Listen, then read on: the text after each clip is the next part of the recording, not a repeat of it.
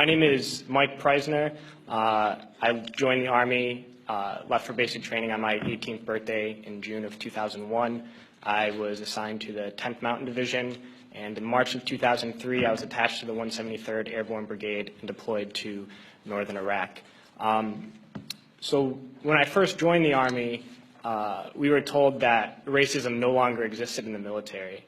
A legacy of inequality and discrimination was suddenly washed away by something called the Equal Opportunity Program. We would sit through mandatory classes, and every unit had this EO representative to ensure that no elements of racism could resurface. I began to hear new words like towelhead and camel jockey, and the most disturbing, sand nigger. And these words did not initially come from my fellow soldiers, but from my superiors, my platoon sergeant, my company first sergeant, battalion commander. All the way up the chain of command, these terms, these viciously racist terms, were suddenly acceptable. And I noticed that the most overt racism came from veterans of the first Gulf War. And those are the words they used when they were incinerating civilian convoys. Those are the words they used when this government deliberately targets civilian infrastructure, bombing water supplies, knowing that it would kill hundreds of thousands of children. Those are the words the American people used when they allowed this government to sanction Iraq. And this is something that many people forget, and we can't forget,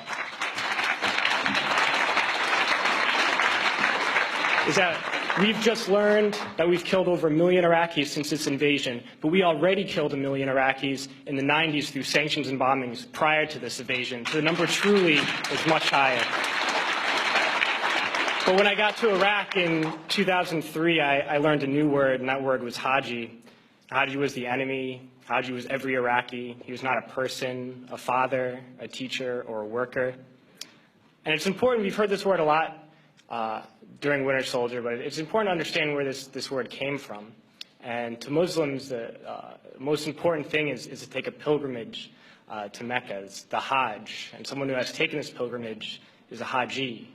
And it's something that in traditional Islam is the highest calling in the religion. So we took the best thing for a Muslim and made it into the worst thing. But history did not start with us. And since the creation of this country, racism has been used to justify expansion and oppression. The Native Americans were called savages. The Africans were called all sorts of things to excuse slavery. And Vietnam veterans know of the multitude of words used to justify that imperialist war. So Haji was the word we used. It was the word we used on this particular mission I'm going to talk about.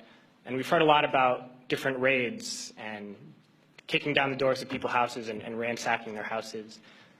But this mission was different, a different kind of raid.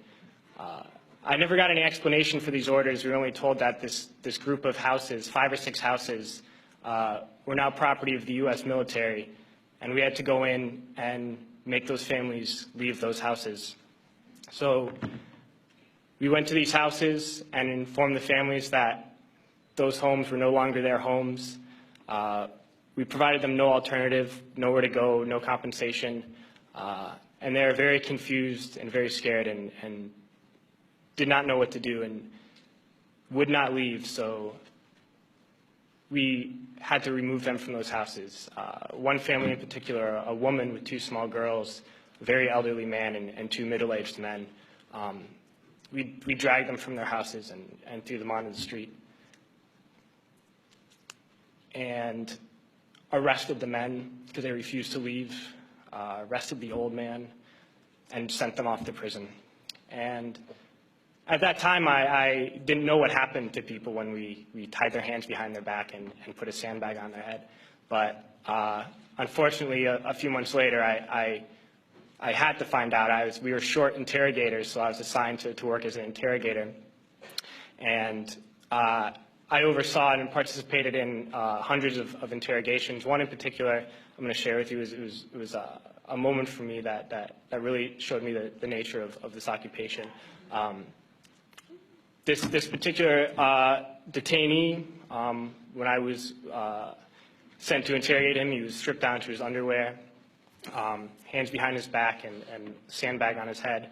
I never actually saw this man's face.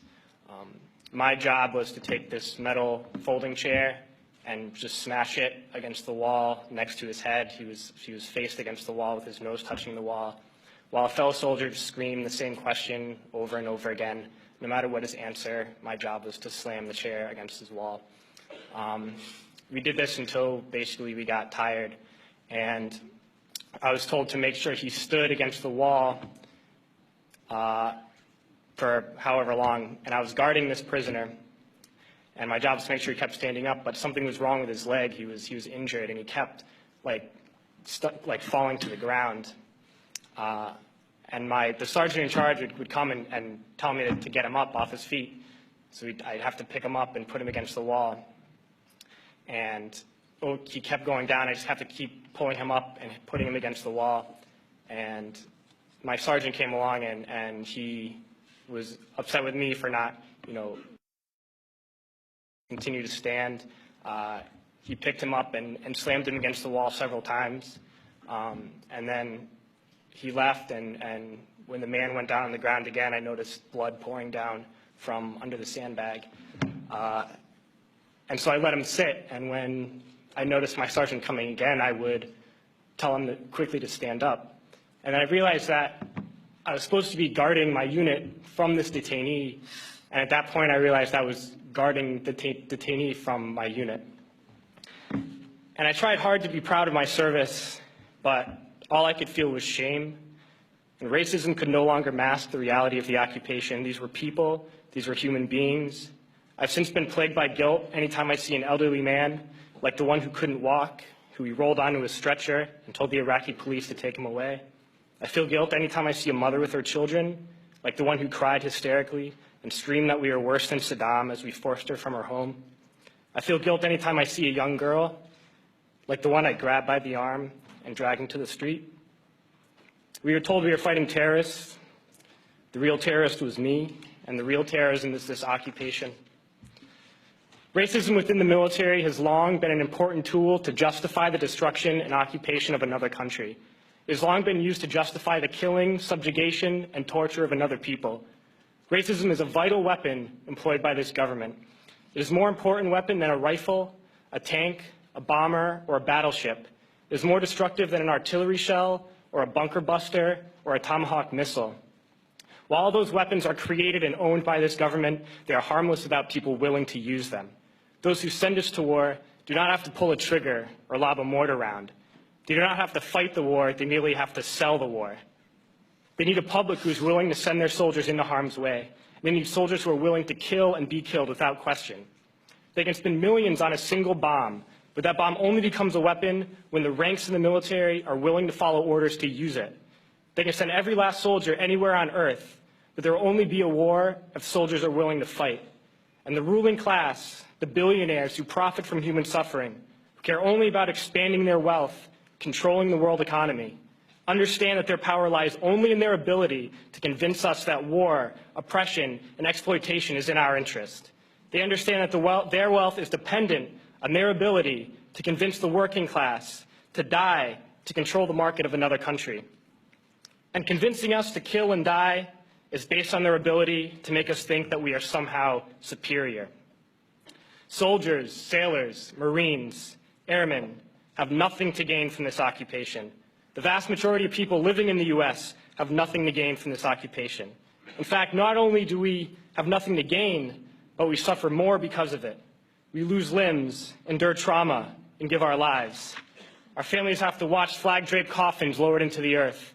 Millions in this country without health care, jobs, or access to education must watch this government squander over $450 million a day on this occupation.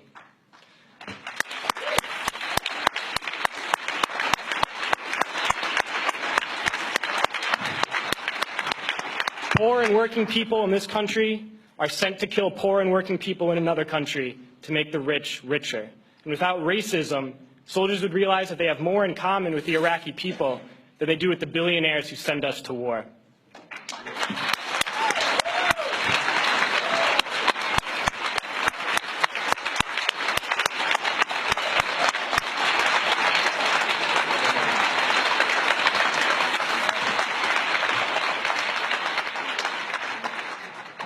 I threw families onto the street in Iraq.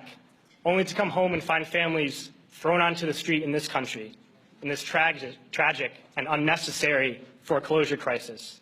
We need to wake up and realize that our real enemies are not in some distant land. They're not people whose names we don't know and cultures we don't understand. The enemy is people we know very well and people we can identify. The enemy is a system that wages war when it's profitable.